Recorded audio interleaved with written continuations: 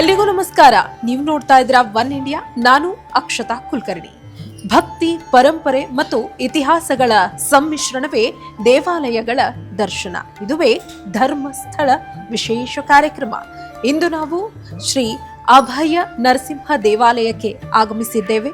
ಇಲ್ಲಿ ಏನೆಲ್ಲ ಮಹಿಮೆ ಇದೆ, ಯಾವ ದೇವಸ್ಥಾನ, ಎಷ್ಟು ವಿಶೇಷತೆ ಇದೆ, ಏನೆಲ್ಲ ಮಹಿಮೆ ಇದೆ, ಇದರ ಹಿಂದಿನ ಕಥೆ ಏನು, ಇತಿಹಾಸ ಏನು ತಿಳಿದುಕೊಳ್ಳೋಣ ಬನ್ನಿ.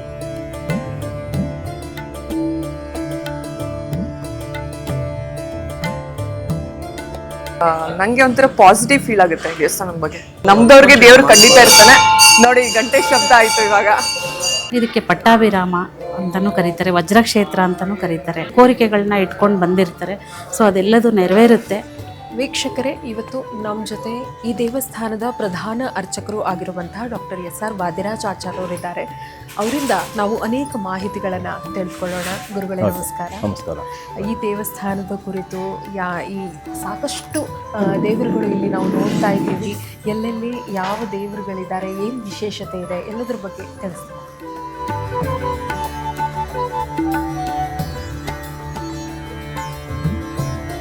ನರಸಿಂಹೋಕಿಲ ಜ್ಞಾನಮತಧ್ವಾಂತ ದಿವಾಕರ ಜಯತ್ಯಮಿತ ಸುಜ್ಞಾನ ಸುಖಶಕ್ತಿ ಪಯೋನಿಧಿ.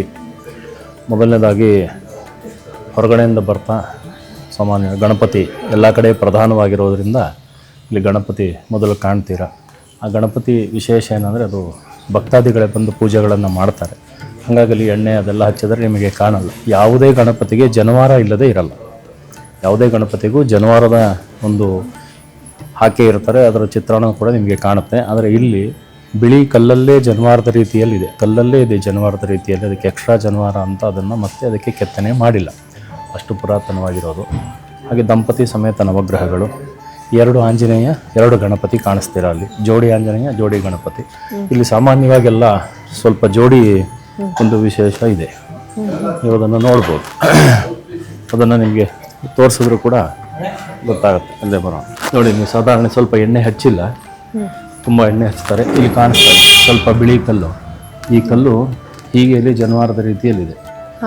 ನಿಮಗೆ ನಾರ್ಮಲ್ ಆಗಿ ಇಲ್ಲಿದೆ ಜನವಾರ. ಚಿಕ್ಕ ಗಣಪತಿಯಲ್ಲೂ ಜನವಾರ ಇದೆ ಇಲ್ಲಿ. ಕಾಣುತ್ತೆ ನೋಡಿ, ಸ್ವಲ್ಪ ವೈಟ್ ಇಲ್ಲಿ ಮಾತ್ರ ಕಾಣುತ್ತೆ. ಎಕ್ಸ್ಟ್ರಾ ಜನವಾರ ಅಂತ ಇದಕ್ಕೆ ಇಲ್ಲ. ಇದು ಆಭರಣ ಮಾಡಿದರೆ ಬಿಟ್ಟು ಜನವಾರವನ್ನು ಇದಕ್ಕೆ ಮಾಡಿಲ್ಲ. ಹಾಗಾಗಿ ಮತ್ತೆ ಬಲಮುರಿ ಗಣಪತಿ ಇದು ಶ್ರೇಷ್ಠ. ಎಲ್ಲನೂ ನಿಮಗೆ ಮೋದಕ ಅದು ಇಟ್ಕೊಂಡಿರೋದು, ಕಡುಬು ಹಿಡ್ಕೊಂಡಿರೋದು. ಅಭಯಹಸ್ತ, ಇಲ್ಲಿ ಪುಸ್ತಕ ಏನಾದ್ರು ಆ ಥರ ಇರುತ್ತೆ. ಇದು ಅಭಯಹಸ್ತ, ಪಾಶ, ಅಂಕುಶ, ಇದೆಲ್ಲ ಸ್ವಲ್ಪ ವಿಶೇಷ. ಮತ್ತು ಇದೆಲ್ಲ ದಂಪತಿ ಸಮೇತವಾಗಿರ್ತಕ್ಕಂಥ ನವಗ್ರಹಗಳು. ಇದು ಸಾಧಾರಣವಾಗಿ ತಿರುಪತಿ ಆರ್ಕಿಯಾಲಜಿ ಡಿಪಾರ್ಟ್ಮೆಂಟ್ ಪ್ರಕಾರ 750 ವರ್ಷಕ್ಕೂ ಹಿಂದಿನ ಗಣಪತಿ ಅಂತ. ಅದು ಆಕಾರ ನೋಡಿದ್ರೆ ನಿಮಗೆ ಗೊತ್ತಾಗುತ್ತೆ. ಈ ಕೆತ್ತನೆಗೂ ಇದ್ರ ಕೆತ್ತನೆಗೂ ಬೇರೆ ವಿಗ್ರಹಗಳ ಕೆತ್ತನೆಗೂ ನಿಮಗೆ ಇದು ಗೊತ್ತಾಗುತ್ತೆ. ಎಲ್ಲ ಕಡೆ ಬಲಗೈಲಿ ಗದೆ ಹಿಡ್ಕೊಂಡಿರೋದು, ಅಥವಾ ಕೆಳಗೆ ಅಥವಾ ಬಲಗೈ ಕೆಳಗೆ ಗದೆ ಹಿಡ್ಕೊಂಡಿರೋದು, ಮೇಲೆ ಎತ್ತಿರೋದು ಈ ಥರ ಇರುತ್ತೆ. ಎಲ್ಲೂ ಈ ಥರ ಇಟ್ಕೊಂಡಿರೋದು ಇರಲ್ಲ. ಇದು ಒಂದು ವಿಶೇಷ. ಇಲ್ಲಿ ನಿಮ್ಮ ಬಲಗೈ ಒಳಗೆ ಇಟ್ಕೊಂಡಿರೋದಿದೆ, ಕೆಳಗಡೆ ಇಟ್ಕೊಂಡಿರೋದಿದೆ. ಇಲ್ಲೂ ಕೂಡ ಈ ಥರ ಇಟ್ಕೊಂಡಿರ್ತಕ್ಕಂಥದ್ದು ಒಂದು ವಿಶೇಷ. ಅದಕ್ಕೆ ಇದು ಮುಖ್ಯ ಪ್ರಾಣ ಅಂತ ಕೂಡ ಕರಿತೀವಿ. ಅದು ಇದೊಂದು ವಿಶೇಷ. ಇದು ನವಗ್ರಹಗಳು ದಂಪತಿ ನವಗ್ರಹ ಸಮೇತ, ದಂಪತಿಗಳ ಸಮೇತವಾಗಿರೋದು ನೋಡಿಲ್ಲ. ದಂಪತಿಗಳು ಸಮೇತವಾಗಿರ್ತಕ್ಕಂಥದ್ದು ಬಹಳ ವಿರಳ. ದಂಪತಿಗಳು ವಾಹನ ಸಮೇತವಾಗಿರ್ತಕ್ಕಂಥದ್ದು ಎಲ್ಲನೂ ಕೂಡ. ಬರೀ ವಾಹನ ಇರುತ್ತೆ. ಈಗ ಸಾಧಾರಣ ಪರಿಚಯ ಇರೋದು ಅಂದರೆ ಶನೇಶ್ವರಂದು ಒಂದು ವಾಹನ ಇರುತ್ತೆ, ಮತ್ತು ದೇವ್ರ ವಿಗ್ರಹ ಮಾತ್ರ ಇರುತ್ತೆ. ದಂಪತಿ ಸಮೇತವಾಗಿರೋಲ್ಲ, ಮತ್ತು ವಾಹನ ಸಮೇತ ಇರಲ್ಲ, ಆಭರಣದ ಸಮೇತ ಇರಲ್ಲ. ಈ ಥರ ಎಲ್ಲ ಇರುತ್ತೆ. ಅರುಣ, ಸೂರ್ಯ, ಛಾಯ, ಸಾಂಗ್ನ, ಇದೆಲ್ಲ ಪೂರ್ತಿ ಸಪ್ತ ಅಶ್ವಗಳು ಇವೆಲ್ಲವೂ ಕೂಡ ಇರುತ್ತೆ. ಇದು ಕೂಡ ಸಂಕಷ್ಟ ಹನುಮ ಅಂತ ಕೇಳಿ ಆಂಜನೇಯ. ನೀವು ಸಾಮಾನ್ಯ ಪ್ರಯಾಗರಾಜಲ್ಲಿ ಕೇಳಿದ್ದೀರಾ? ಅಲ್ಲಿ ಮಲಗಿರೋದಿದೆ, ಕಾಶಿಲಿ ನಿಂತಿರೋದಿದೆ. ಕಾಶಿ, ಗಯಾ, ಪ್ರಯಾಗದಲ್ಲೂ ಅಲ್ಲಿ 3 ಕಡೆ ಇದೆ. ಅದು ಬಿಟ್ಟ ಮೇಲೆ ಸಂಕಷ್ಟ ಹನುಮ ಅಂತ ಸುಮಾರು ಕಡೆ ಇದೆ. ಇಲ್ಲಿ ಪ್ರಶಸ್ತ ಇಲ್ಲಿದೆ ದೇವರ ಎದುರಿಗೆ. ಅದು ಉತ್ತರಾಭಿಮುಖವಾಗಿ ಮುಖ ಮಾಡಿದೆ ಕೂಡ. ಮತ್ತು ನಮ್ಮದು 3ನೇ ತಲೆಮಾರು. ಹಾಗಾಗಿ 3ನೇ ತಲೆಮಾರುಗಳಲ್ಲಿ ಒಂದೊಂದು ವಿಶೇಷವಾದ ಗಣಪತಿ ಆಗಿದೆ. ಮೊದಲನೇದು ನಮ್ಮ ತಂದೆಗೆ ಆ ಕಡೆ ಒಳಗಡೆ ತೋರಿಸ್ತೀನಿ. ಅದು ಅರ್ಕ ಗಣಪತಿ ಅಂತ, ಬಿಳಿ ಎಕ್ಕದ ಬೇರಿನ ಗಣಪತಿ. ಅದು ತುಂಬ ಪ್ರಶಸ್ತ. ಅವರಿಗೆ ಭೂಮಿಯಲ್ಲಿ ಸಿಕ್ಕಿರೋದು, ಅದು ಪೂಜೆ ನಡೆಯುತ್ತೆ ಪ್ರತಿ ದಿವಸ ಅಲ್ಲಿರುತ್ತೆ. ನಮ್ಮ ಕಾಲದಲ್ಲಿ ಈ ಗಣಪತಿ ಬಂದಿದೆ. ಇದು ಮಗ, 3ನೇ ತಲೆಮಾರು ಮಗ ಮಾಡ್ತಾ ಇರೋದು. ಇದು ಗಣಪತಿ ಇಲ್ಲೇ ಉದ್ಭವ ಆಗಿರೋದು, ಇಲ್ಲೇ ನಿಮಗೆ ಕಾಣುತ್ತೆ ಎಲ್ಲ. ಅರಳಿ ಮರದೊಳಗೆ ಗಣಪತಿ ಉದ್ಭವದ ಆಕಾರ ಕೂಡ ನಿಮಗೆ ಪೂರ್ತಿ ಕಾಣುತ್ತೆ ಪೂರ್ವವಾಗಿ. ಅಂದರೆ ನಿಮಗೆ ಇಲ್ಲ ಕಲ್ಲಲ್ಲಿ ಉದ್ಭವ ಆಗೋದು ಅಥವಾ ಎಲ್ಲರಾಗೋದು, ಮರದಲ್ಲೇ ಉದ್ಭವ ಆಗೋದು ಒಂದು ವಿಶೇಷ ಗಣಪತಿ. ಇದು ಆ ಥರ ಇದೆ. ನಿಮಗೆ ಇಡೀ ಮರ ಪೂರ್ತಿ ಗಣಪತಿ ಆಕಾರನೇ ಕಾಣುತ್ತೆ ಎಲ್ಲಿ ನೋಡಿದರೂ ಕೂಡ ಪೂರ್ತಿ. ಇದು ಸುಮಾರು ಸಲ ನಾವು ಎಲ್ಲ ತೆಗೆದು ಎಲ್ಲ ಮಾಡಿ ಕ್ಲೀನ್ ಮಾಡಿದರೂ ಕೂಡ ಅದೇ ಆಕಾರದಲ್ಲೇ ಎಲ್ಲ ಕಡೆನೂ ಕಾಣಿಸ್ತದೆ. ಇಲ್ಲೂ ಕೂಡ ಕೆಳಗೆಲ್ಲ ಕಾಣಿಸ್ತದೆ. ಇದರಲ್ಲಿ ಮಾತ್ರ ಸ್ಪಷ್ಟವಾಗಿ ನೀಟಾಗಿ ಇದು ಬಂದಿದೆ. ಸುಮಾರು ದಿನದಿಂದ ಕಿವಿ ಮತ್ತು ಸೊಂಡ್ಲು ಎಲ್ಲ ಬಂದಿದೆ. ಮತ್ತು ಇದೇ ಆಕಾರಗಳನ್ನ ನೋಡಿಕೊಂಡು ಈಗೆಲ್ಲ ಮಾಡೆಲ್ ಗಣಪತಿಗಳೇನು ಬರ್ತಿದೆ ಅದೆಲ್ಲ ಈ ಆಕಾರದಲ್ಲಿ ಅದನ್ನು ಮಾಡ್ತಾ ಇದ್ದಾರೆ. ಅದು ವಿಶೇಷ. ಇದೆಲ್ಲ ನಾಗಪ್ಪನ ಸನ್ನಿಧಾನ. ಅದೊಂದು ವಿಶೇಷತೆಗಳನ್ನು ಎಲ್ಲ ಹೇಳ್ತಾರೆ. ನಾಗನ ಸನ್ನಿಧಾನ ಅರಳಿ ಮರದ ಕೆಳಗೆ ಇರಬೇಕು ಅಂತ ಅದೇ ರೀತಿಯಾಗಿದೆ. ಪ್ರತಿಷ್ಠಾಪನೆ ಮಾಡೋರಿಗೆ ಶೇಷ ಬಲಿ ಸರ್ಪ ಸಂಸ್ಕಾರ ಏನು ಮಾಡ್ತಾರೆ ಅದೆಲ್ಲ ಇಲ್ಲಿ ಮಾಡ್ತಾರೆ. ಅದು ಒಂದು ವಿಶೇಷ. ಇಲ್ಲೆಲ್ಲ ನರಸಿಂಹ ಕ್ಷೇತ್ರ ನರಸಿಂಹ ಕ್ಷೇತ್ರ ಆದ್ದರಿಂದ ಅದೆಲ್ಲ ಇಲ್ಲಿ ಮಾಡ್ತೀವಿ. ಹಾಗೆ ಇಲ್ಲೂ ಗಣಪತಿನೇ ಎಲ್ಲಂದ್ರಲ್ಲಿ ಬರ್ತಾ ಇದೆ ಇವಾಗ. ಇಲ್ಲಿ ನೋಡಿ ಈ ಥರ ಸೊಂಡ್ಲು ಥರ ಆನೆ ಕೈ ಕಾಲು.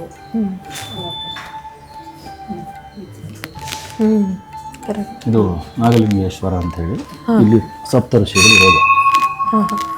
ಇಲ್ಲಿಂದ ತಗೊಳ್ತೀರ? ಇದು ನಾಗಲಿಂಗೇಶ್ವರ ಈಶ್ವರ ಮತ್ತು ಕೆಳಗಡೆ ಸಪ್ತಋಷಿಗಳು ಇರುವಂಥದ್ದು. ಋಗ್ವೇದದ ಪ್ರಕಾರ ಸಪ್ತಋಷಿಗಳದು. ಹೌದು, 3 ಅದ್ರ ಕೆಳಗೊಂದು 7. ಇಷ್ಟು ಡೀಟೇಲ್ ಇದೆ. ಅದಕ್ಕೆ ಇಲ್ಲಿ ಋಗ್ವೇದದ ಪ್ರಕಾರವಾಗಿ ಪ್ರತಿ ಮಂಗಳವಾರ ಮನ್ಯು ಸೂಕ್ತ ಹೋಮ ನಡೆಯುತ್ತೆ. ಮಂಗಳವಾರ ಮಧ್ಯಾಹ್ನ ರಾಹುಕಾಲ 3-4. ಅದು ವಿಷಯ ಹೇಳ್ತೀನಿ ನಾವು. ಇದು ಎಲ್ಲ ತೊಗೊಂಡು ಮುಗುತ್ತಾಗುತ್ತೆ ಅಷ್ಟೇ. ಎಲ್ಲನೂ ಹಾಗೆ ನೋಡಿ, ಇಲ್ಲಿ ಎಲ್ಲ ಕಡೆಯಲ್ಲೂ ಹಾಗೆ ಕಾಣುತ್ತೆ.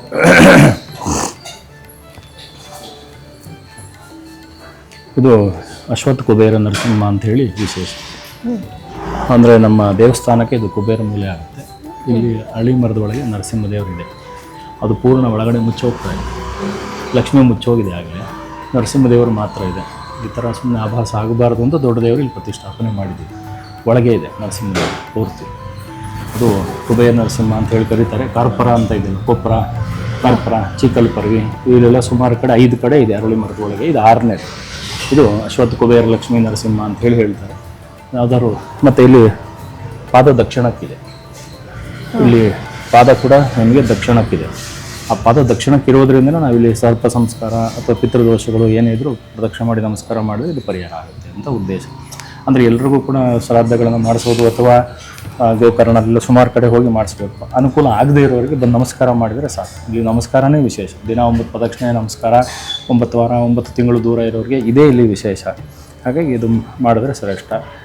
ಕುಬೇರ ಅಂದರೆ ಹಣಕಾಸಿನ ಸಮಸ್ಯೆಗೆ ಮತ್ತು ಕೋರ್ಟು ಕೆಲಸಗಳಿಗೆ ಸುಮಾರು ಜನಕ್ಕೆ ಆ ಕೆಲಸ ಕಾರ್ಯಗಳು ಪ್ರದಕ್ಷಿಣೆ ಮಾಡಿ ನಮಸ್ಕಾರ ಮಾಡಿದವರಿಗೆ ಆಗಿದೆ. ಇದು ವಿಶೇಷ. ಇಲ್ಲಿ ಇದು ಅಶ್ವತ್ಥ ಕುಬೇರ ನರಸಿಂಹ ಅಂತ ಹೇಳಿ ಕುಬೇರ ನರಸಿಂಹದೇವರು ಕಾರ್ಪರ ಕ್ಷೇತ್ರ ಅಂತಗಳಿದೆ. ಅಂದರೆ ಅರಳಿ ಮರದ ಕೆಳಗೆ ಇರತಕ್ಕಂಥ ಒಂದು 5 ಕ್ಷೇತ್ರಗಳು ತುಂಬ ವಿಶೇಷವಾಗಿದೆ. ಅದರಲ್ಲಿ ಇದೂ ಒಂದಿದೆ.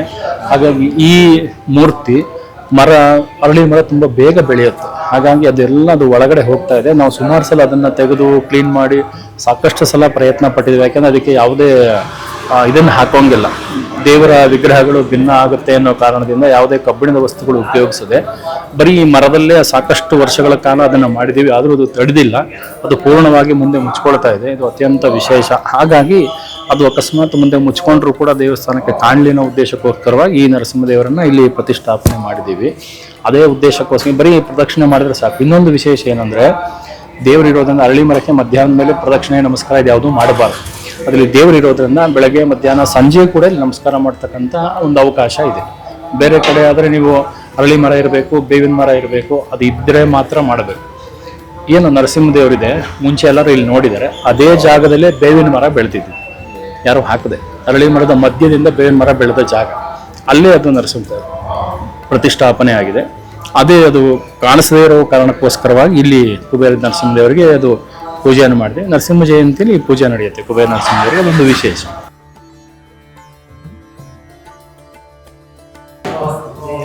ಇದು ಲಕ್ಷ್ಮೀ ಹಯಗ್ರೀವ ದೇವರು. ಲಕ್ಷ್ಮೀ ಹಯಗ್ರೀವ ದೇವರು ಎಲ್ಲರೂ ವಿದ್ಯಾಭಿಮಾನಿ ದೇವತೆಗಳು ಅಂತ ವಿದ್ಯೆಗೆ ಪ್ರಧಾನವಾಗಿರತಕ್ಕಂಥ ದೇವರು ಹಯಗ್ರೀವ ದೇವರು. ಹಾಗಾಗಿ ಹಯಗ್ರೀವ ದೇವರು ಅತ್ಯಂತ ವಿಶೇಷವಾದದ್ದು. ಇಲ್ಲಿ ಪ್ರತಿ ಗುರುವಾರ ಅಭಿಷೇಕ ಆಗುತ್ತೆ ಮತ್ತು ಏಲಕ್ಕಿ ಮಾಲೆ ಸಮರ್ಪಣೆ ಮಾಡ್ತಾರೆ. ವರ್ಷಕ್ಕೊಂದು ದಿವಸ ವಿದ್ಯಾರ್ಥಿಗಳಿಗೆ ಅಂತ ನಾವು ಸರಸ್ವತಿ ಹೋಮ ಮಾಡ್ತೀವಿ. ಈಗ ಮೊನ್ನೆ ಫೆಬ್ರವರಿ 1ನೇ ತಾರೀಕಿತ್ತು. ತುಂಬ ಜನ ಪ್ರತಿ ವರ್ಷ ನಾವು ಮಾಡ್ತೀವಿ. ಆ ರೀತಿಯಾಗಿ ಹಯಗ್ರೀವ ದೇವರ ಒಂದು ವಿಶೇಷ ಸನ್ನಿಧಾನ. ಅದಾದಮೇಲೆ ದೇವಧನ್ವಂತರಿ ಅಂತೇಳಿ ಕರಿತೀವಿ. ಅಂದರೆ ಎಲ್ಲರಿಗೂ ಕೂಡ ಆರೋಗ್ಯಕ್ಕೆ ಸಂಬಂಧಪಟ್ಟಾಗಿ ಧನ್ವಂತರಿ ನಾರಾಯಣ ದೇವರು ಬಹಳ ಪ್ರಧಾನ.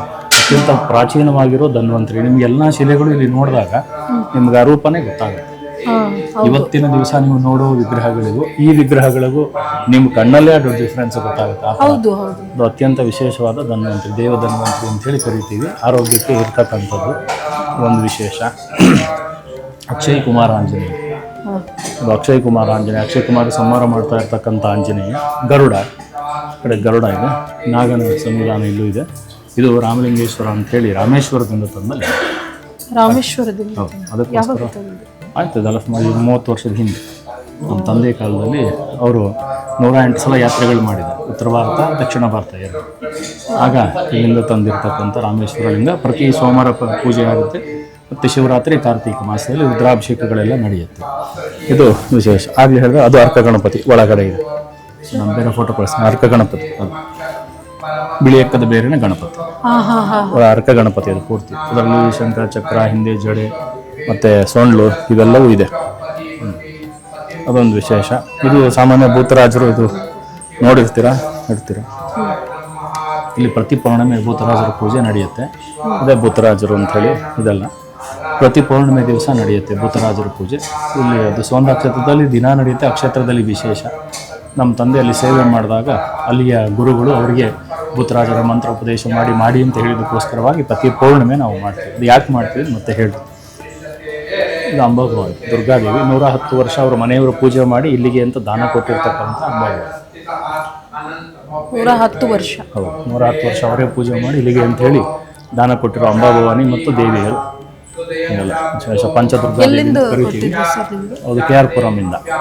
KR ಪುರಂ ಅವರು ತಾತನಿಗೆ 103 ವರ್ಷ ಆಯಿತು. ಅವರ ಪೂರ್ವಿಕರು ಪೂಜೆ ಮಾಡ್ತಾ ಇದ್ದಿದ್ದು ಅವರು ಇಲ್ಲಿ ತಲುಪಿಸಿರೋದು. ಹಾಗೆ ಮುಂಚೆ ಭೂತರಾಜರ ಸನ್ನಿಧಾನ ಅಲ್ಲೇ ಇತ್ತು. ಅದು ಬಂದಾಗ ಅದು ಸರಿಯಾಗಿ ಪಂಚದುರ್ಗೆಗೆ ಅಲ್ಲೇ ಸರಿಯಾದ ಜಾಗ ಆಗಿದೆ. 5 ಜನ ದುರ್ಗೆಗಳು ಅಂತ ಏನು ನಾವು ದೀಪ ಹಚ್ಚುತ್ತೇವೆ 5 ಕಡೆ, 5 ಧೂಪ, 5 ಬೇರೆ ಬೇರೆ ದೀಪ ಇರುತ್ತೆ. ಅದು 5ಕ್ಕೂ 5 ದುರ್ಗಾ ಅಂತ ಹೇಳಿ ಕರಿತೀವಿ. ಹಾಗಾಗಿ ಅಂತ ಪಂಚದುರ್ಗಾದೇವಿಯ ಸನ್ನಿಧಾನ ಅಂತ ಒಂದು ವಿಶೇಷ.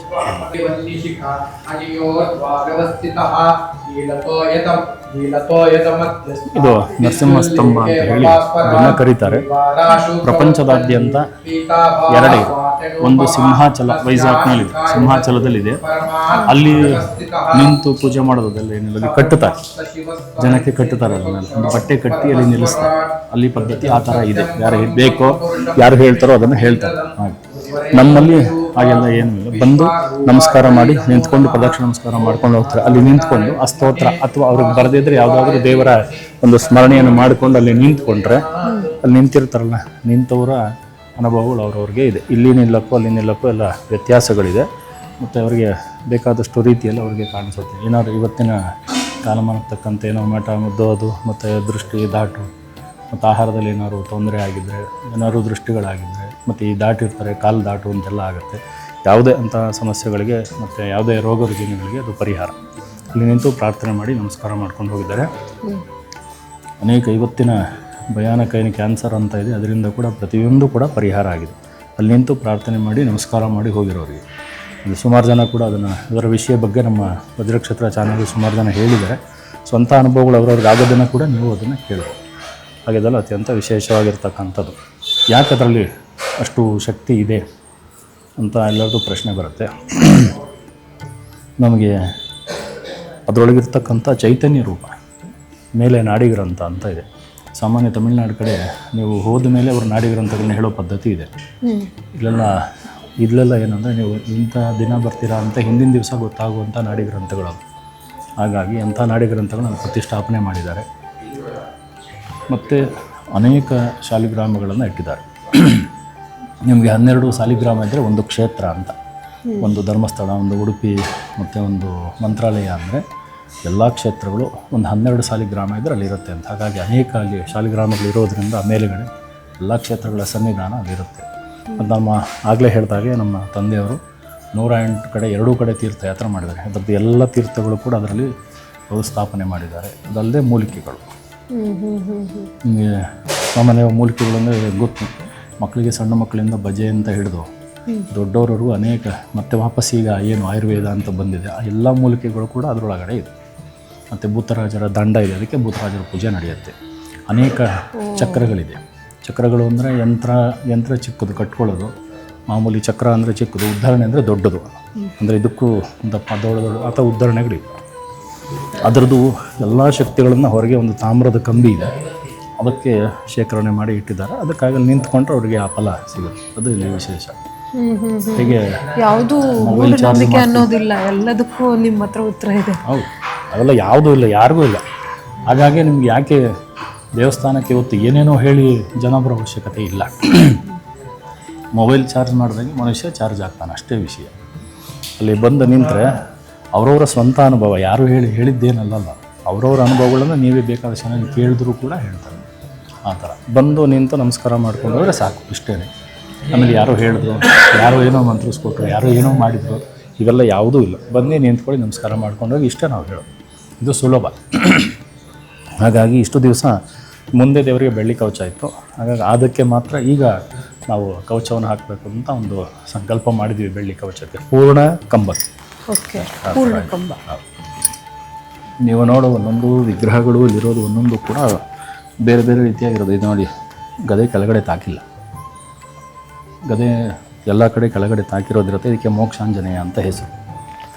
ಮನುಷ್ಯನ ಜೀವೋತ್ಕ್ರಮಣ ಕಾಲಾಂತರ, ಯಾವಾಗ ಮನುಷ್ಯ ಸತ್ತು ಮೇಲೆ ಹೋಗ್ತಾನಾಗ ಗಂಡು ಹೆಣ್ಣು ಅನ್ನೋ ಭೇದ ಇಲ್ಲ. ಅದನ್ನು ಹೊಡಿಬೇಕಲ್ಲ ಬೇರೆಯವರು ಯಾರು, ಅಂಥ ಸಂದರ್ಭಕ್ಕೆ ಮೋಕ್ಷಾಂಜನೇಯ ಅಂತೇಳಿ ಕರೀತಾರೆ. ಮೋಕ್ಷ ಕೊಡ್ತಕ್ಕಂಥದ್ದು ಆಂಜನೇಯ ಅಂತಲೇ ಇದೆ. ಹಾಗಾಗಿ ಅವನಿಗೆ ಮಹಾವೀರ ಅಂತ ಹೆಸರು. ಪೂಜೆ ಪುನಸ್ಕಾರ ಎಲ್ಲ ಮಾಡೋದು ಇದೆಲ್ಲ ವಿಶೇಷ. ಇದು ಗರುಡ, ಇದೆಲ್ಲ ಇದೆ. ಹಾಗಾಗಿ ದೇವರ ಎದುರಿಗೆ ದ್ವಾರಪಾಲಕರು ಜಯಾವಿಜಯರು ಹೊರಗಡೆ ಇರ್ತಾರೆ, ಎದುರಿಗೆ ಆಂಜನೇಯ ಗರುಡ ಇರ್ತಾರೆ. ಹಾಗೆ ಯಾಕಂದರೆ ಅವರು ಬಂದದ್ದು ನೀವು ಹೇಳ್ತಕ್ಕಂಥ ಸಂಕಲ್ಪಗಳನ್ನು ಕೇಳೋರೇ ಗರುಡ ಆಂಜನೇಯರು. ಆಮೇಲೆ ದೇವರಿಗೆ ತಿಳಿದು ಹೇಗೆ ಈಶ್ವರನ ಮುಂದೆ ನಂದಿ ಹೇಳ್ತಾನೆ ಅನ್ನೋ ಅಭಿಪ್ರಾಯವೇ ನಾರಾಯಣನ ಸನ್ನಿಧಾನದಲ್ಲಿ ಹಾಗೆ ಗರುಡ ಆಂಜನೇಯರಿಗೆ ಕೇಳಿದ್ದರಿಂದ ಮತ್ತೆ ನೀವು ದೇವರಿಗೆ ಸಮರ್ಪಣೆ ಮಾಡೋದು. ಹಾಗಾಗಿ ಲಕ್ಷ್ಮೀ ನರಸಿಂಹ ಇದು 64ನೇ ರೂಪ. 63ನೇ ರೂಪ ಬೀದರಲ್ಲಿ ಜರಣಿ ನರಸಿಂಹ ಅಂತ ಕೇಳಿರ್ತಾರೆ. ನೀರೊಳಗಡೆ ಅದು 63ನೇ ನರಸಿಂಹ. ಇದು 64ನೇ ನರಸಿಂಹ. ಒಟ್ಟು ಭಾಗವತದ ಪ್ರಕಾರ 64 ರೂಪ ಇದೆ. 64ನೇ ರೂಪವಾಗಿರತಕ್ಕಂಥ ಅಭಯಲಕ್ಷ್ಮೀ ನರಸಿಂಹ. ಅಂದರೆ ಇದರ ರೂಪ ಏನಂದರೆ ಕಮಲದ ಹೂವು ಮೇಲೆ ನರಸಿಂಹದೇವರು ಕಾಲಿಟ್ಟಿರೋದು. ಎಲ್ಲೂ ಕಮಲದ ಹೂವು ಅಂದರೆ ಲಕ್ಷ್ಮೀ ಸನ್ನಿಧಾನ, ಅದರ ಮೇಲೆ ಕಾಲಿಟ್ಟಿರೋದಿಲ್ಲ. ಲಕ್ಷ್ಮಿಗೂ ಕೂಡ ಮೋಕ್ಷ ಕೊಟ್ಟಂತಹ ದೇವರು ಅಭಯಲಕ್ಷ್ಮೀ ನರಸಿಂಹ. ಅದು 64ನೇ ರೂಪ. ಅದು ಇಲ್ಲಿ ಸ್ಥಾಪನೆ ಆಗಿರೋದು. ಎರಡೂ ಕೂಡ ಸಾಲಿಗ್ರಾಮ ಶಿಲ್ಪ. ಇನ್ನೊಂದು ಪಟ್ಟಾಭಿರಾಮ ನಮಗೆ ಕಾಣಿಸ್ತಾ ಇದೆ. ಅದು ರಾಮ ಪರಿವಾರ ಅಂತ. ಪಟ್ಟಾಭಿರಾಮ ಈಗ ಕೆಲವು ಕಡೆ ಬರೀ ರಾಮ ಸೀತೆ ಮಾತ್ರ ಇರುತ್ತೆ, ರಾಮ ಸೀತೆ ಲಕ್ಷ್ಮಣ ಮಾತ್ರ ಇರುತ್ತೆ. ಕೆಲವು ಕಡೆ ರಾಮ ಸೀತೆ ಲಕ್ಷ್ಮಣ ಆಂಜನೇಯ ಮಾತ್ರ ಇರುತ್ತೆ. ಭರತ ಮತ್ತು ಶತ್ರುಘ್ನ ಇರಲ್ಲ ಸಾಮಾನ್ಯವಾಗಿ. ಈ ಕಡೆ ನಿಂತಿರೋದು ಭರತ, ಆ ಕಡೆ ಶತ್ರುಘ್ನ. ಕೆಳಗೆ ಕೂತಿದ್ದಲ್ಲ ಭರತ ಪಾದಕೆಯನ್ನು ಇಟ್ಕೊಂಡು ಹೋಗಿದ್ದು ಅಂತ ಶತ್ರುಘ್ನ, ಲಕ್ಷ್ಮಣ ಕೆಳಗಡೆ, ಆ ಕಡೆ ಆಂಜನೇಯ. ರಾಮ ಪರಿವಾರದಲ್ಲಿ ಹನುಮಂತನೂ ಮುಖ್ಯ. ಹಾಗಾಗಿ ರಾಮ, ಸೀತೆ, ಭರತ, ಲಕ್ಷ್ಮಣ, ಶತ್ರುಘ್ನ, ಆಂಜನೇಯ ಇಷ್ಟು ಜನ ಒಂದೇ ಶಿಲೆಯಲ್ಲಿ ಏಕಶಿಲೆಯಲ್ಲಿ ಇರೋದು. ಹಾಗಾಗಿ ಅದು ಅಲಂಕಾರ ಮಾಡೋದು ತುಂಬ ಕಷ್ಟ. ಒಂದೇ ಶಿಲೆಯಲ್ಲಿ ಅದು ಕೆತ್ತನೆ, ಅದು ಕೂಡ ಶಾಲಿಗ್ರಾಮ ಶಿಲೆ ಅಂತಲೇ ಕರೀತಾರೆ. ಅದೆರಡು. ಇನ್ನೂ ಒಂದು ವಿಶೇಷ ಅಂದರೆ ಒಂದು ಗರ್ಭಗುಡಿಯಲ್ಲಿ ಒಂದು ದೇವರು ಇರ್ತಾರೆ, ಇಲ್ಲಿ ಎರಡು ಇದೆ, ಅದು ವಿಶೇಷ. ನೀವು ನೋಡೋ ದೇವಸ್ಥಾನದಲ್ಲಿ ಒಂದೇ ಇರುತ್ತೆ, ಒಂದು ಗರ್ಭಗುಡಿಯಲ್ಲಿ ಒಂದೇ ದೇವರು ಇರುತ್ತೆ, ಇಲ್ಲಿ ಎರಡೂ ಇರ್ತಕ್ಕಂಥದ್ದು ಅತ್ಯಂತ ವಿಶೇಷ. ಗುರುಗಳೇ, ಈಗ ಏಕಶಿಲೆಯಲ್ಲಿ ಇದೇನು ಮಾಡಿದ್ದಾರೆ ಮೂರ್ತಿಗಳು, ಎಷ್ಟು ವರ್ಷದ್ದು ಮೂರ್ತಿ? ಯಾವಾಗ? 180 ವರ್ಷಗಳ ಹಿಂದಿಂದು. 180 ವರ್ಷಗಳ ಹಿಂದಿದ್ದು. ಈಗ ಎರಡನೇ ಸಲ ಮೊನ್ನೆ, ಈಗ ಹೋದ ವರ್ಷ ಎರಡನೇ ಸಲ ಕುಂಭಾಭಿಷೇಕ ಆಯ್ತು, ಬ್ರಹ್ಮಕಲಶ ಎರಡನೇ ಸಲ ಆಯಿತು. ಎರಡನೇ ಸಲ ಅದರ ಲೆಕ್ಕ ಪ್ರಕಾರನೇ 48 ದೇವಸ್ಥಾನ ಶುರು ಆಗಿ 248 ಆಯಿತು. ಇದು ದಶಾವತಾರದಲ್ಲಿ ಶ್ರೀನಿವಾಸ ದೇವರು. ನಮಗೆ ಕಲ್ಲಳ್ಳಿ, ಕನಕಪುರ ಕಲ್ಲಳ್ಳಿ ಶ್ರೀನಿವಾಸ ದೇವರು ಇದ್ದಾರೆ, ಆ ಥರ ಶ್ರೀನಿವಾಸ ದೇವರು ಇಲ್ಲೂ ಹಾಗೆ ಇರೋದು. ಪ್ರಭಾವಳಿಯಲ್ಲಿ ದಶಾವತಾರ, ಹೃದಯದಲ್ಲಿ ಲಕ್ಷ್ಮಿ. ಅಂದರೆ ಎಲ್ಲ ವಕ್ಷಸ್ಥಳ ಅಂದರೆ ಇಲ್ಲಿ ಮೇಲೆ ಇಲ್ಲಿರುತ್ತೆ ಲಕ್ಷ್ಮಿ, ಇಲ್ಲಿ ಹೃದಯ ಲಕ್ಷ್ಮಿ, ಹೃದಯದಲ್ಲಿ ಲಕ್ಷ್ಮಿ. ಅದು ಇಲ್ಲಿ ವಿಶೇಷ. ಎಲ್ಲ ಕಡೆ ಶ್ರೀನಿವಾಸ ದೇವರಿಗೆ ಮೇಲಿರುತ್ತೆ, ಅಥವಾ ಡಾಲರ್ ಹಾಕ್ತಾರೆ, ಇಲ್ಲದೆ ಇದ್ದರೆ ಇಲ್ಲಿ ಹೃದಯದಲ್ಲಿ ಹಾಕಲ್ಲ. ಇಲ್ಲಿ ಹೃದಯದ ಲಕ್ಷ್ಮಿ ಇಲ್ಲಿ ಇರೋದು ಶ್ರೀನಿವಾಸ ದೇವರು, ಅದೊಂದು ವಿಶೇಷ. ಆಮೇಲೆ ಇನ್ನು ನೀವು ಕೃಷ್ಣನೂ ಅಷ್ಟೇ, ಎಲ್ಲ ಕಡೆ ಒಂದೇ ಹಸು ಇರೋದು ಕೆಳಗಡೆ ನೋಡಿರ್ತಾರೆ, ಇಲ್ಲಿ ಎರಡು ಹಸು ಇದೆ. ಅದೇ ಇದು ಹೂವತಿ ಕೃಷ್ಣನ್ ಹೂವು ಎರಡೂ ಕೃಷ್ಣ ಇದೆ. ಒಂದು ತುಂಬ ವಿಶೇಷವಾಗಿರೋದು ಎರಡೂ ಕೃಷ್ಣಗಳು. ರಾಯರು ಇದು ರಾಘವೇಂದ್ರ ಸ್ವಾಮಿಗಳು. ಮುಂಚೆಯಿಂದ ನಮ್ಮ ತಂದೆ ಹೆಸರು ಕೂಡ ರಾಘವೇಂದ್ರಾಚಾರ್ಯ. ಅವರ ಕಾಲದಿಂದ ನಮ್ಮ ಕಾಲದವರೆಗೂ ಒಂದು 3 ಕೋಟಿ ರಾಯರು ಜಪ ಮಾಡಿ ಮೂರ್ತಿಯನ್ನು ಸ್ಥಾಪನೆ ಮಾಡೋದು. ಮೂರ್ತಿಕಾ ಬೃಂದಾವನ ಒಳಗೆ ಪೂಜೆ ಆಗುತ್ತೆ. ಅದು ಈಚೆ ದರ್ಶನ ಇರೋದು. ಇಲ್ಲಿ ಮೂರ್ತಿ ರೂಪದಲ್ಲಿ ಪೂಜೆ ಆಗುತ್ತೆ. ಗುರುವಾರದ ಹೊತ್ತು ಅದೆಲ್ಲ ಪೂಜೆ ಆಗುತ್ತೆ. ಆ ತುಳಸಿ ಮಣಿ ಇದೆ, ಅವರು ಜಪ ಮಾಡಿ ಅವರು ಸಮರ್ಪಣೆ ಮಾಡ್ತಾರೆ. ನಾವು ಕೂಡ ಅವ್ರು ಕೇಳಿದ್ರೆ ಸಮರ್ಪಣೆ ಮಾಡಿ ಅವರಿಗೆ ಕೊಡ್ತಕ್ಕಂಥ ವ್ಯವಸ್ಥೆ ಅದು ಕೂಡ ಇದೆ. ಒಂದು ವಿಶೇಷ. ಒಟ್ಟಾರೆ ದೇವಸ್ಥಾನದ ಇತಿಹಾಸ ಹೇಳೋದಾದ್ರೆ ಏನು ಹೇಳ್ತೀರಾ ಗುರುಗಳೇ? ಎಷ್ಟು ವರ್ಷದ ಇತಿಹಾಸ ಇದು? ಸಾಧಾರಣ 180 ವರ್ಷಗಳ ಇದೆಲ್ಲ ಪ್ರತಿಷ್ಠಾಪನೆಗಳಾಗಿರೋದು. ಅದಕ್ಕೂ ಮುಂಚಿನಿಂದ ಇರ್ತಕ್ಕಂಥದ್ದು ಎಲ್ಲ. ಆದರೆ ಇದು ಅತ್ಯಂತ ಸ್ವಲ್ಪ ವಿಶೇಷವಾಗಿ ನಡೀತಾ ಇದೆ. ಕೆಲಸ ಕಾರ್ಯಗಳು ಬಂದವರಿಗೆ ಅವರವರ ಮನೋಕೋರಿಕೆಗಳು, ಅಂದರೆ ಬೇರೆ ಕಡೆ ಎಲ್ಲ ಹೋದರೆ ಇನ್ನೊಬ್ಬರನ್ನ ಕೇಳಿ ಮಾಡಿ ಅದೆಲ್ಲ ಮಾಡಬೇಕು. ಬೇರೆ ದೇವಸ್ಥಾನಗಳಲ್ಲಿ ಹಾಗೆಲ್ಲ ಏನಿಲ್ಲ, ಅವರೇ ಬಂದು ನಮಸ್ಕಾರ ಮಾಡಿ ಮಾಡೋದು. ಎಲ್ಲ ಕಡೆ ಇದೆ ನಿಮಗೆ 9 ಪ್ರದಕ್ಷಿಣೆ ನಮಸ್ಕಾರ ಇದೆ ಅಲ್ಲಿ ವಿಶೇಷ. ಜಾಸ್ತಿ ಇದೆಲ್ಲ ಏನಿಲ್ಲ. ಹಾಗಾಗಿ ಯಾರು ಬಂದು ಇಲ್ಲಿ ಸೇವೆಗಳನ್ನು ಮಾಡ್ತಾ ಇದ್ದಾರೋ ಅವರವರ ಯಾವ ಒಂದು ಪ್ರಯಾಣ ಮಾಡಿ ಬಂದು ದೇವ್ರನ್ನ ನೋಡಿ ದರ್ಶನ ಮಾಡಿದವರಿಗೆ ಅವರ ಮನೋಕೋರಿಕೆಗಳು ಈಡೇರ್ತಾ ಇದ್ದಾವೆ. ಈಗ ಪ್ರತಿಯೊಬ್ಬರು ಕೂಡ ಇಲ್ಲಿ ಬಂದು ದರ್ಶನ ಮಾಡಿ ನಮಸ್ಕಾರ ಮಾಡಿ ನಿಂತ್ಕೊಂಡು ಹೋಗಿ. ಇದಕ್ಕಿಂತ ಸುಲಭವಾಗಿದ್ದ ಮಾರ್ಗ ಇನ್ಯಾವುದೂ ಇಲ್ಲ ಅಂತ ನಮ್ಮ ಅಭಿಪ್ರಾಯ. ಯಾವುದೇ ದೇವಸ್ಥಾನಕ್ಕೆ ಹೋದರೂ ಅಭಿಷೇಕ ಅಂದರೂ ಕೂಡ ಒಂದು ಕಾಣಿಕೆ ಅಂತಿದೆ. ಇದಕ್ಕೇನೂ ಇರಲ್ಲ, ಬಂದು ನಿಂತ್ಕೊಂಡು ನಮಸ್ಕಾರ ಮಾಡ್ಕೊಂಡು ಹೋಗೋದು. ಜಾಸ್ತಿ ಭಕ್ತಾದಿಗಳು ಬಂದವರು ಯಾವ ಕೋರಿಕೆ ಜಾಸ್ತಿ ಕೇಳ್ತಾರೆ ಅಂತ ನಿಮಗೆ ಅನ್ಸುತ್ತೆ? ಅಂದ್ರೆ ಮೂರು ನರಸಿಂಹದೇವರು ಇರೋದ್ರಿಂದ ಒಂದು 3 ಕೋರಿಕೆಗಳು ಇಲ್ಲಿ ಶ್ರೇಷ್ಠ. ಒಳಗಡೆ ಪೂಜೆ ಪುನಸ್ಕಾರಕ್ಕೆ ಅಂತ ಅದೇನಿಲ್ಲ. ಒಂದು ಎಲ್ಲ ಹೇಳಿದಾಗೆ ಒಂದು ನಾರಾಯಣ ಪ್ರೀತ್ಯರ್ಥಂ ಅಂತ ದೇವರ ಸೇವೆಗೋಸ್ಕರವಾಗಿ ಮಾಡ್ತೀವಿ ಅನ್ನೋರಿಗೋಸ್ಕರವಾಗಿ ಇದು ಮೂಲ ದೇವರ ಅದಕ್ಕೋಸ್ಕರವಾಗಿ ನೆಲೆಸಿದ್ದಾನೆ. ಅದು ನಡೆಯುತ್ತೆ. ಎಲ್ಲ ಪೂಜೆ ಜಪ ಅನುಷ್ಠಾನ ಇವೆಲ್ಲ ಬೇಕು ಅಂದರೆ ಇದೆಲ್ಲ ನಡೆಯುತ್ತೆ. ಎರಡನೇದು ಇಲ್ಲಿ ಆರೋಗ್ಯಕ್ಕೋಸ್ಕರವಾಗಿ ಸಂಬಂಧಪಟ್ಟಂಥ ಎಲ್ಲ ಕೋರಿಕೆಗಳು, ಆರೋಗ್ಯಕ್ಕೆ ಸಂಬಂಧಪಟ್ಟಂಗೆ ಹೆಚ್ಚಿನ ಕೋರಿಕೆಗಳು ಇವೆಲ್ಲ ಇರುತ್ತೆ. ಇಲ್ಲ ಪೂರ್ಣಕ್ಕೋಸ್ಕರ ಅದಕ್ಕಾಗಿ ನಡೀತಾರೆ. ಇನ್ನೊಂದು ಅವ್ರ ಮನೋಕೋರಿಕೆಗಳು ಪರಿಹಾರಕ್ಕೋಸ್ಕರವಾಗಿ ಕುಬೇರ ನರಸಿಂಹದೇವರಿದೆ. ಅವರ ಅದೇ ಕೋರ್ಟು ಕಚೇರಿ ಹಣಕಾಸು ಇವೆಲ್ಲ ಇದಕ್ಕೋಸ್ಕರವಾಗಿದೆ. ಅಲ್ಲಿ ಪ್ರತಿ ಸ್ವಾತಿ ನಕ್ಷತ್ರದಲ್ಲಿ ಪ್ರತಿ ಸ್ವಾತಿ ನಕ್ಷತ್ರದಲ್ಲಿ ಪ್ರತಿ ಸ್ವಾತಿ ನಕ್ಷತ್ರದಲ್ಲಿ 108 ಲೀಟ್ರ್ ಹಾಲಿನ ಅಭಿಷೇಕ ನಡೆಯುತ್ತೆ. ಪ್ರತಿ ಸ್ವಾತಿ ನಕ್ಷತ್ರದಲ್ಲಿ ನಡೆಯುತ್ತೆ. ಅದು ವಿಶೇಷ. ಅಲ್ಲೇ ನಡೆಯುತ್ತೆ. ಕುಬೇರ ನರಸಿಂಹದೇವರಿಗೆ ನಡೆಯುತ್ತೆ. ಹಾಗಾಗಿ ಒಂದು ತಿಂಗಳವರು ಏನು ಕೋರಿಕೆಗಳನ್ನ ಕೇಳ್ಕೊಂಡಿರ್ತಾರೋ ಅವೆಲ್ಲ ಅವತ್ತಿನ ದಿವಸ ಬಂದು ಮಾಡಿದರೆ ತುಂಬ ವಿಶೇಷ. ಪ್ರತಿ ದಿವಸನೂ ದೇವರ ಸನ್ನಿಧಾನ ದಿನ ಇರುತ್ತೆ. ಸ್ವಾತಿ ನಕ್ಷತ್ರದಲ್ಲಿ ನರಸಿಂಹದೇವರದ್ದೇ ನಕ್ಷತ್ರ ಆದ್ದರಿಂದ ಒಂದು ವಿಶೇಷ ಅಂತ ಹೇಳ್ಬೋದು. ನಾನು ಕೇಳಿದ್ದು ನರಸಿಂಹದೇವ್ರದ್ದು ಅಂತ ಹೇಳಿದರೆ, ನಮಗೆ ಯಾರಾದರೂ ದ್ವೇಷಿಗಳು ಇದ್ದರೆ ಕೆಡಕನ್ನು ಮಾಡಿದ್ರು ಅದಕ್ಕೆ ಅದು ಮಾಟ ಅಂದರೆ ಇವತ್ತಿನ ದಿವಸ ಅದು ಹೆಚ್ಚಾಗಿರೋದ್ರಿಂದ ಮಾಟ ಮಂತ್ರ ಅಥವಾ ಕೆಡಕುಗಳು ಅಥವಾ ದೃಷ್ಟಿ ದಾಟು ಮತ್ತು ಮದ್ದಿಡು ಇವೆಲ್ಲ ಏನಿದ್ರು ಬಂದು ನಿಂತಿದ್ರೆ ಗೊತ್ತಾಗುತ್ತೆ. ಮತ್ತು ಯಾವ ಪದಾರ್ಥದಲ್ಲಿ ಅವ್ರಿಗೆ ಆಗಿದೆ ಅನ್ನೋದು ಗೊತ್ತಾಗುತ್ತೆ. ಯಾರು ಹೇಳೋದೇನು ಬೇಕಿಲ್ಲ, ಬಂದು ನಿಂತರೆ ಸಾಕು. ಅವರಿಗೆ ಅದು ಅನುಭವ ಆಗುತ್ತೆ, ಗೋಚರ ಆಗುತ್ತೆ. ಸುಮಾರು ಜನ ನಿಂತ್ಕೊಳ್ತಾರೆ. ಕೆಲವರು ನಿಂತ್ಕೊಳ್ಳೋಕ್ಕೆ ಆಗಲ್ಲ. ಅಲ್ಲಿ 1-2-3 ಸೆಕೆಂಡ್ ನಿಂತ್ಕೊಳ್ಳೋಕ್ಕೆ ಸಾಧ್ಯ ಇಲ್ಲ. ಅಲ್ಲಿ ಬಂದ್ಬಿಡ್ತಾರೆ ಈಚೆ. ಕೆಲವರು ನೀವು ಬೈತಾ ಇದ್ರು ಅಲ್ಲೇ ನಿಂತಿರ್ತಾರೆ. ಈ ಥರದ್ದೆಲ್ಲ ನಡೆಯುತ್ತೆ. ನೀವು ಮಂಗಳವಾರ ಬಂದರೆ ಇವೆಲ್ಲ ಘಟನೆಗಳನ್ನು ನೋಡ್ಬೋದು ಸ್ವತಃ. ಹಾಗೆ ಪ್ರತಿ ಮಂಗಳವಾರ ಸ್ವಲ್ಪ ವಿಶೇಷ ಅದಕ್ಕೋಸ್ಕರವಾಗಿ ಬರ್ತಾರೆ. ಮಂಗಳವಾರ ಮಧ್ಯಾಹ್ನದಲ್ಲಿ ರಾಹುಕಾಲದಲ್ಲಿ ಪೂಜೆ ಆಗುತ್ತೆ. 3-4 ಅದು ಕುಜಾರಾಹುಗಳ ಒಂದು ಪರಿಹಾರಕ್ಕೂ ಪೂಜೆ ಆಗುತ್ತೆ. ಎಲ್ಲರೂ ಸಂಧಿ ಶಾಂತಿಗಳೇ ಮಾಡಬೇಕು. ಅದಕ್ಕೆ ಅದರ ಬದಲಾಗಿ ಏನಾದ್ರು ಪರ್ಯಾಯ ವ್ಯವಸ್ಥೆ ಅಂದರೆ ಮುನಿ ಸೂಕ್ತ ಹೋಮ ಪ್ರತಿ ಮಂಗಳವಾರ ಮಧ್ಯಾಹ್ನ ರಾಹುಕಾಲದಲ್ಲಿ ಇರುತ್ತೆ. ಅದು ಅಲ್ಲದೆ ದೇವರ ದೇವಸ್ಥಾನ ಅಂದರೆ ಗಂಡು ದೇವರ ದೇವಸ್ಥಾನ ತೆಗೆಯೋದು ರಾಹುಕಾಲದಲ್ಲಿ ಇದೊಂದು ಮಾತ್ರ. ಪ್ರಪಂಚದಲ್ಲೇ ಯಾವುದೂ ತೆಗೆಯಲ್ಲ. ಎಲ್ಲ ದೇವಿ ಮಾತ್ರ ತೆಗೆಯೋದು. ರಾಹುಕಾಲದಲ್ಲಿ ತೆಗೆಯೋದು ಇದೊಂದೇ. ಹಾಗಾಗಿ ಅದ್ರ ಬಗ್ಗೆನೂ ಸ್ವಲ್ಪ ಈಗಷ್ಟೇ ಮಾಹಿತಿ ಇದೆ. ಅದು ನೋಡಿದ್ಮೇಲೆ ಸುಮಾರು ಜನ ಬರ್ತಾ ಇದ್ದಾರೆ. ಈಗ ಅದು ಇದೆಲ್ಲ ನಡೀತಾ ಇದೆ ನಿರಂತರವಾಗಿ. ಈಗ ಅದು ವಿಶೇಷ. ಹಾಗೆ ಈ ದೇವಸ್ಥಾನದ ಮುಖ್ಯವಾದ ಉತ್ಸವಗಳು ಅಥವಾ ಹಬ್ಬ ಯಾವುದು? ತುಂಬ 4 ಉತ್ಸವ ಅತ್ಯಂತ ವಿಜೃಂಭಣೆಯಿಂದ ನಡೆಯೋದು. ಮೊದಲನೇದು ಈಗ ಬರ್ತಾ ಇರೋದು ಚೈತ್ರ ರಾಮನವಮಿ ಉತ್ಸವ. ಎಲ್ಲ ಹಬ್ಬ ಹರಿದಿನಗಳು ಸ್ವಲ್ಪ ವಿಶೇಷವಾಗಿ ನಡೆಯುತ್ತೆ. ಅದ್ರ ಜೊತೆಗೆ ಉತ್ಸವ ಅಂದರೆ ರಾಮನವಮಿ ಉತ್ಸವ. ಈ ಸಲ ರಾಮನವಮಿಗೆ ಪುಷ್ಪಯಾಗ ಅಂತ ಇದೆ. ಸೀತಾರಾಮ ಕಲ್ಯಾಣ ಹಾಗೂ ಪುಷ್ಪಯಾಗ ಈ ಸಲ ಇದೆ. ರಾಮನವಮಿ ರಥೋತ್ಸವ ಇದೆ. ರಾಮನವಮಿ ರಥೋತ್ಸವ ಆದಮೇಲೆ ಬರೋದು ನರಸಿಂಹ ಜಯಂತಿ ವೈಶಾಖ ಮಾಸದಲ್ಲಿ. ಆಗ ಸಾಧಾರಣವಾಗಿ 7 ದಿವಸ ಅಥವಾ 5 ದಿವಸ ಈ ಥರ ನಡೆಯುತ್ತೆ. ಆ ದಿನಕ್ಕೆ ಸಂಬಂಧಪಟ್ಟಂಗೆ ನಮಗೆ 5 ದಿವಸ ಅಥವಾ 7 ದಿವಸ ನಡೀತಾ ಅದು ವಿಜೃಂಭಣೆ. ಒಂದು ದಿವಸ ಕಲ್ಯಾಣೋತ್ಸವ ಉತ್ಸವ ಮೂರ್ತಿಗೆ, ಒಂದು ದಿವಸ ಅಭಿಷೇಕ ಮೂಲ ಮೂರ್ತಿಗೆ ಅಭಿಷೇಕ ಆಗುತ್ತೆ, ಒಂದು ದಿವಸ ಕುಬೇರ ನರಸಿಂಹದೇವರಿಗೆ ಅಭಿಷೇಕ ಆಗುತ್ತೆ. ವೈಶಾಖ ಪೌರ್ಣಿಮೆ, ಪ್ರತಿ ವೈಶಾಖ ಪೌರ್ಣಿಮೆ ದಿವಸ ಇಡೀ ಸ್ತಂಭಕ್ಕೆ ಅಭಿಷೇಕ ಆಗುತ್ತೆ. ಇದು ವರ್ಷಕ್ಕೆ ಒಂದೇ ದಿವಸ ಆಗೋದು. ಮತ್ತು ಅದರಲ್ಲಿ ಬ್ರಹ್ಮಕಳಶ ಅನ್ನೋದೇನಿದೆ, ಆ ಬ್ರಹ್ಮಕಳಶ ಕೂಡ ಅವತ್ತು ದರ್ಶನ ಆಗುತ್ತೆ. ಅದೆಲ್ಲ ಸ್ವಲ್ಪ ವಿಶೇಷವಾಗಿರುವಂಥ ದಿವಸ.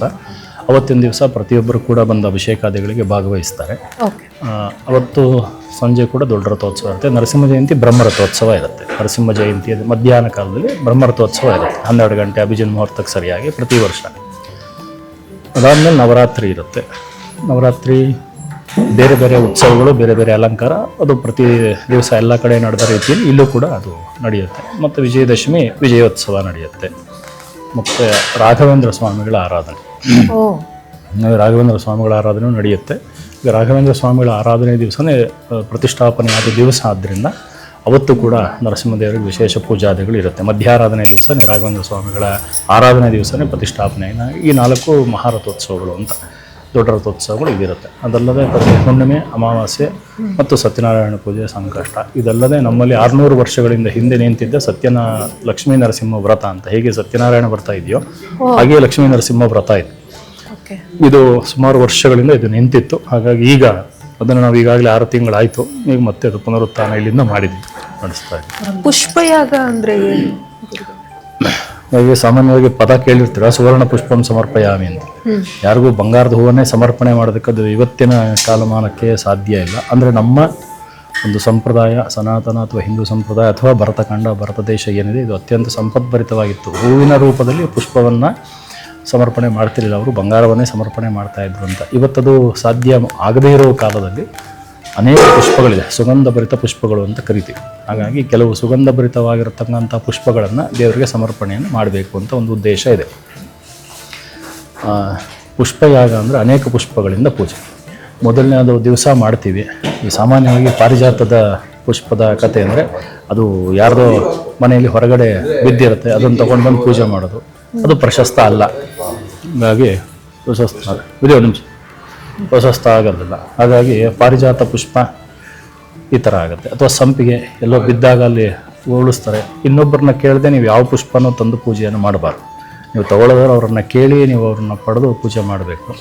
ಹಾಗಾಗಿ ಇದು ಯಾವುದು ಇವತ್ತಿನ ದಿವಸದಲ್ಲಿ ಮಾಡಲ್ಲ. ಯಾಕಂದರೆ ಮನೆಯವ್ರು ಎದ್ದಿರಲ್ಲ, ಇವ್ರು ಏನಿರ್ತಾರೋ ಹೂವು ತೊಗೊಂಡು ಮಾಡ್ತಾರೆ, ಆ ಥರ ಮಾಡಬಾರ್ದು. ಹಾಗಾಗಿ ಏನೋ ಒಂದು ದೋಷಗಳು ಮಾಡಿರ್ತೀವಿ. ಹಾಗಾಗಿ ಆ ಪರಿಹಾರಕ್ಕೋಸ್ಕರವಾಗಿ ಅನೇಕ ಪುಷ್ಪಗಳನ್ನು ಅರ್ಪಣೆ ಮಾಡೋದು ದೇವರಿಗೆ, ಅದು ಪುಷ್ಪಯಾಗ ಅಂತ ಕರೀತಾರೆ. ಅದಕ್ಕೂ ಹೋಮಾದಿಗಳಿದೆ. ಆ ಪ್ರಾಯಶ್ಚಿತ್ತಕ್ಕೋಸ್ಕರವಾಗಿ ಅದೇ ಮಂತ್ರಗಳಿಂದ ಒಂದು ಹೋಮ ಇದೆ. ಈ ಥರ ಮಾಡಿರ್ತೀವಿ ನಾವು ಅಂತ. ಆಮೇಲೆ ಈಗ ಹೂವಿನವರು ಅಷ್ಟೇ, ಹೂವಿನಲ್ಲಿ ಏನೋ ಕೇಳ್ತೀವಿ, ಅವ್ರಿಗೆ ಒಂದು ಸ್ವಲ್ಪ ಹೆಚ್ಚು ಕಡಿಮೆ ಅವರು ಮಾಡ್ತಾರೆ. ಆ ಥರ ಮಾಡ್ತಂದರೆ ಪ್ರಯೋಜನ ಇಲ್ಲ ಅಂತ. ಅವರು ಅದನ್ನು ಧರ್ಮವನ್ನು ಅವರು ಆಚರಣೆ ಮಾಡಬೇಕು, ನಾವು ಮಾಡಬೇಕು. ಮುಂಚೆ ಎಲ್ಲ ಅದೇನೇ ಇರಲಿಲ್ವಲ್ಲ. ನೀವೇ ಮನೇಲಿ ಗಿಡ ಬೆಳಿಬೇಕು, ಅದರಲ್ಲಿ ಬಂದ ಪುಷ್ಪವನ್ನೇ ಹಾಕಬೇಕು ಅಂತಲೇ ನಿಯಮ. ತೊಗೊಂಡಿದ್ದು ಹಾಕಲೇಬಾರದು ಅನ್ನೋ ನಿಯಮ ಇದೆ. ಇವತ್ತಿನ ದಿವಸ ಅದು ಒಂದು ವ್ಯಾಪಾರೀಕರಣ ಆಗಿರೋದ್ರಿಂದ ಅವ್ರಿಗೊಂದು ಜೀವನ ತಂದರೂ ಕೂಡ ಅದನ್ನು ತೊಳೆದಾದರೂ ಹಾಕ್ತೇವೆ. ಹೂವನೇ ಶ್ರೇಷ್ಠ ಅಂದ್ರೆ ಅದನ್ನು ತೊಳೆಯೋ ಪದ್ಧತಿ ಯಾಕೆ? ಹೂವನೇ ಶ್ರೇಷ್ಠ, ಮತ್ತು ಅದನ್ನು ತೊಳಿಬೇಕು ಯಾಕೆ ಅಂತ ಪ್ರಶ್ನೆ ಬಂದಾಗ ಅದಕ್ಕೆ ಅದು ಕೊಂಡು ತಂದಿರೋದ್ರಿಂದ ಅವ್ರ ಅಕಸ್ಮಾತ್ ದೋಷಗಳಿದ್ದರೆ ಅದು ಪರಿಹಾರ ಆಗಲಿ ಅಂತಲೇ ತೊಳೆಯೋದು. ಹಾಗಾಗಿ ಆ ರೀತಿ ಇರುತ್ತೆ. ಯಾವುದೋ ಒಂದು ತೊಂದರೆಗಳನ್ನು ಮನುಷ್ಯ ಮಾಡಿರ್ತಾನೆ, ಇದೆಲ್ಲ ಪರಿಹಾರ ಆಗೋಕ್ಕೆ ವರ್ಷಕ್ಕೊಂದು ದಿನ ಒಂದು ಅವಕಾಶ. ಎಲ್ಲೆಲ್ಲಿ ಮಾಡ್ತಾರೆ ಅದು ವಿಶೇಷ.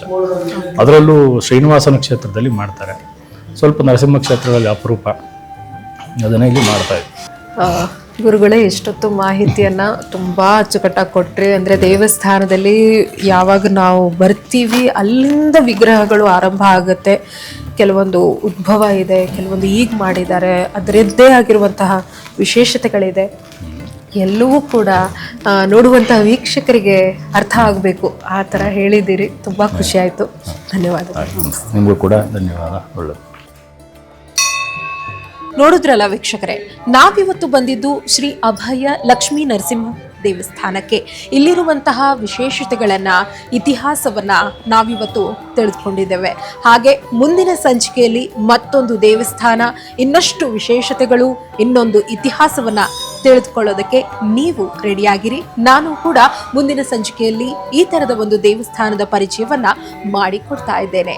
ಹಾಗೆ ಇದು ವಿಶೇಷ ಕಾರ್ಯಕ್ರಮ ಧರ್ಮ ಸ್ಥಳ. ನೋಡ್ತಾ ಇರಿ ಒನ್ ಇಂಡಿಯಾ.